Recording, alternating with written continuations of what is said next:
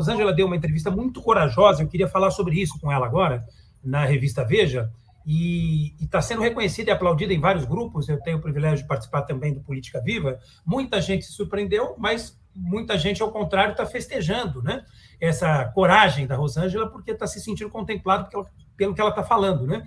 Como empresária, ela fez uma ponderação em relação à Lava Jato, em especial, fez uma crítica bastante forte à entrada do Sérgio Moro nesse cenário político. Eu confesso, Rosângela, que não recebi com nenhuma surpresa, porque ele usava toga para fazer disputa política com um objetivo eleitoral. Mas isso agora ficou mais claro. E ela usou uma frase até bastante forte, dizendo: olha, o Moro morreu para mim quando entrou no governo Bolsonaro e quando ficou claro tudo aquilo que eu já tinha percebido nas conversas que eu, Rosângela, estava fazendo com Deltan e Companhia Limitada. Essa entrevista da Veja, que foi reproduzida pelo UOL e por muitos outros veículos da grande imprensa, ela teve uma repercussão e muitas pessoas vieram a opinar. Eu tenho, para minha surpresa, porque eu achava que as pessoas que eu me relaciono e que se manifestam, elas ficariam muito chocadas e falariam, né, horrores, como... Porque o que eu vejo não é tanto medo do Lula, criou-se esse ódio ao PT e a tudo que relaciona à esquerda, um ódio sem, ao meu ver, totalmente sem embasamento, como se o PT, os chavões dos clichês, né? O PT é o que mais roubou, o Lula é ladrão e o PT institucionalizou a corrupção. Não tem embasamento, porque primeiro, para a gente falar que alguém fez mais do que o outro, a gente tem que ter a referência dos outros, e a gente não tem. E se você olhar dos grandes e médios partidos que tiveram os políticos indiciados, condenados e presos, os que menos têm do tamanho do PT, de médio, grande porte, o PT é o que menos teve políticos indiciados. Então, não dá para falar que o PT é o que mais roubou, os petistas, isso.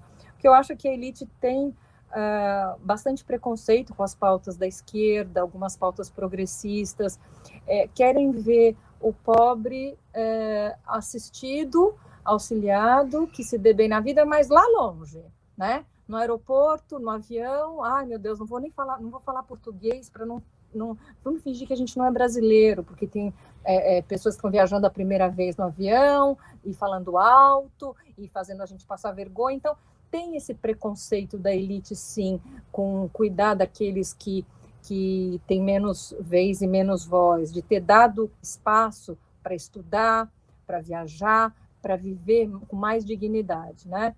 Então, dito isso, a repercussão das entrevistas tem sido muito positivas, as pessoas têm entendido o meu posicionamento, algumas discordam, mas a maioria das que se manifestaram, pelo menos, elas entendem e está refazendo pensar. Algumas até aconselharam a transformar a entrevista numa cartilha para ajudar aqueles indecisos, e achei bem interessante essa ideia das questões como a Lava Jato pegou tanto dinheiro, recuperou tanto dinheiro no exterior, no Brasil, né, dinheiros que estavam escondidos, mas cadê os dinheiros da conta do Lula, do filho do Lula, né, da família do Lula? Cadê o dinheiro deles, né? Então, assim, tem muitos factoides e muitas ideias prontas que as pessoas simplesmente absorvem, e é isso, é mais cômodo acreditar naquilo que vai ao encontro, né, e não de encontro, ao encontro com o que elas pensam. Então, com relação, então, acho que é a primeira pergunta, eu vejo as pessoas com mais raiva do que medo de um governo PT. E como foi muito bem colocado, concordo que o Lula está super bem preparado, que a experiência, enfim, vocês colocaram isso muito bem.